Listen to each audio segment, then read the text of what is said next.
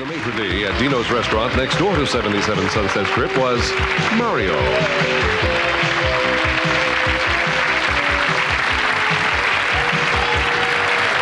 All this week, we're presenting reunions with some of the cast from your favorite old TV shows. Hang on here just 1 second. You're not going to skate over this picture that I took in the... Yesterday, the original Mouseketeers bounced in here, and later this week, we'll see the casts of Lost in Space, Perry Mason, and the ever-loving, holy Batmobile team of Batman and Robin.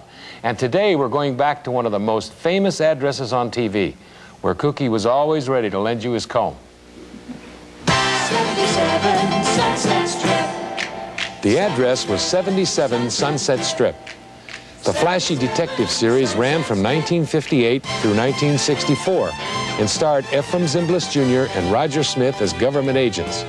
Ed Burns appeared as a parking lot attendant named Gerald Lloyd Cookson III, or Cookie for short. He helped out when he wasn't parking cars.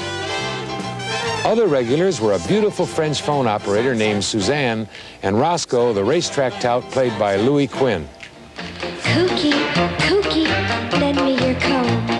Cookie. Ed Burns even sang the song Cookie, Cookie, Lend Me Your Comb, which became a smash hit when he and Connie Stevens recorded it. When I'm flying solo, nowhere's where I'm at. 77 Sunset Strip.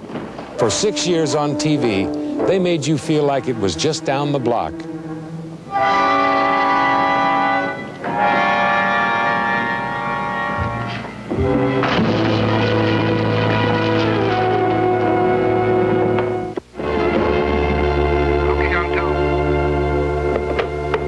Hi, Cookie. Dad, she got away. What? How long ago? 5 minutes ago, she locked me in the closet and flew. Well, how'd she manage it? Well, I'd rather not say, but I'm off love. Would you please join me in a great big warm welcome for 77 Sunset Strips, Ephraim Zimbalist Jr., Ed Burns, and Louis Quinn. Okay. Ed, I would like to know what that means. You are off love. What does that mean? I guess they were having a lot of dates during that time of period. I needed a little rest period. No. But I'm ready for love right now. Ephraim, let me ask you, today, TV shows, primetime TV shows, do not have the longevity that yours did. Yours lasted a long time. Why do you think it was such a hit? Well, I think it was a different time, Sarah. It was a very lighthearted time. People had fun. We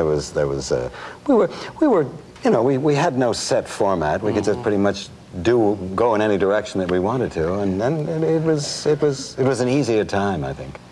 Let me talk to Louis, too, about you were hired as a writer. Yeah. And you were writing scripts for the shows. Imagine how desperate they were. And they asked you to write in a character. And they brought me over. They had two shows, Warner Brothers Presents and King's Row. Both of them got canceled.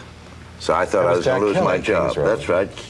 And they had just done a pilot for a picture called Girl on the Run, in which Eddie Burns was the heavy. Believe it or not, he was the killer.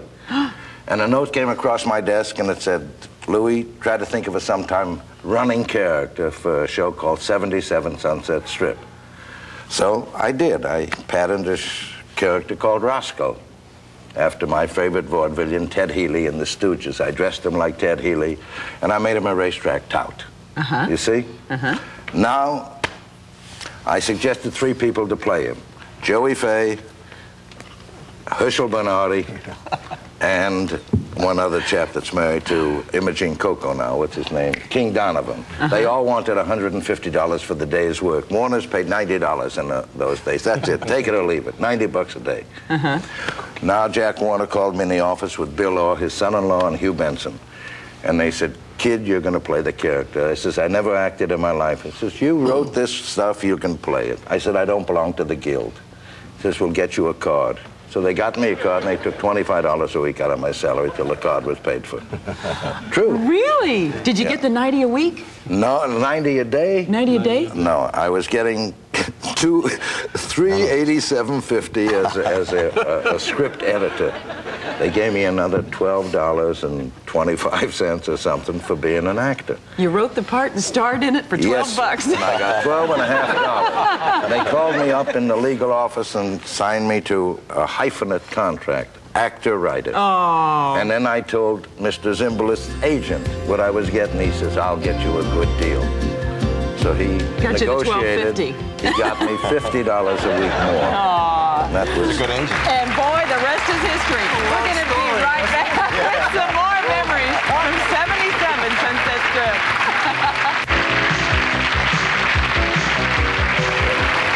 We're back with Ephraim Zimbalist Jr., Ed Burns, and Louis Quinn from 77 Sunset Strip. Ed, the character Kooky said things like Ginchy, the Ginchiest from Piling Up Z's. You had a great hit single, and Kooky Kooky, Lend Me Your Comb. What did everyone love about Kooky? That I worked with Ephraim. Oh, no. As a matter of fact, what everybody loved about Kooky was that he was the hottest thing around. I mean, he could not have walked into this studio with this young audience here. They would have torn the clothes off him, they'd have screamed, they'd have burned. You can't imagine. Wait till he tries to get out. No, they'll let him out. 24 magazine covers in 1 month. True story. You know something? I think that breaks 24 magazine covers I think on the cover. One of the scariest times I've experienced was I got off an airplane in Chicago, and I had 18,000 people waiting for me, and I thought, you know, the president was coming in, and they said, no, they're waiting for you, Ed, because I had a movie opening there then. Oh, my gosh. That was scary, you know, it was really scary. Scary but exciting. Scary. Well, what was it about the character Kooky that people loved, besides the fact that you were incredibly handsome? I think the concept of the series, all of us working together, I was one of the first younger men on TV. You know, and the character. He was also very nice. Kooky was very nice. Yeah. You know, so it's easy to have a character like that who's kind of, you know, seedy and raunchy or whatever, but he was very decent. He did good things, kind things. That's right. Yeah. Now, your daughter is following in your footsteps to the degree that she's playing a detective on Remington Steele. Stephanie, how do you feel about that?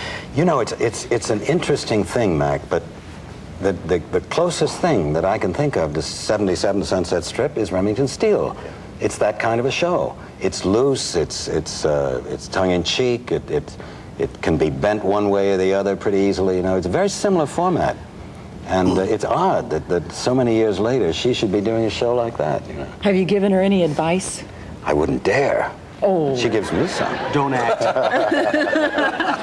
act, Don't right? act. Don't get caught acting. Well, you know, it's really funny because I remember back then, too, that I came up from San Diego, and, of course, the very first thing that we had to go see was the location for 77 Sunset Strip on Sunset Boulevard.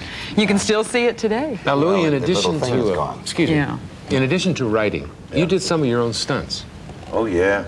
Yeah, I did one stunt. Standing up was the toughest one. I didn't have my cigar for my timing, and they had me over a prison wall. I had to go onto a tractor, and I'll never forget the director to this day, Les Martinson. He said, don't worry, we're going to put a stunt double in. I just want you to get over the wall and into the seat. And the boys had sent me on this caper, and I'm in prison, and I go over the wall, and the stuntman is not there. And I took a 15-foot footer, and I was in Cedars of Lebanon for 15 days in traction. Oh, my I love you telling the story, and these guys are sitting here laughing. Sure, they're laughing. Sure. Do you still smoke cigars? No. No. I hated him. It's like Eddie Robinson. I worked a picture with him. Hated him. You know, and he'd have the big cigar. The minute them he'd throw it on the floor and he'd say, somebody give me a cigarette. We had to use them for matching shots. United Cigar Company would send me boxes of them that I used to give to everybody. They were cheap cigars. You know, some beam of these guys has been the ginchiest. The ginchiest, yeah. It really has been. We're not going to be piling up any Z's for a while. I'll tell you something. I saw in Century City last month 2 girls with clipboards getting a petition to get 77 Sunset Strip back on. I'll Me sign it. too. Thank you for sharing your memories with us. We really appreciate it. You guys are the greatest. We'll be right back after this.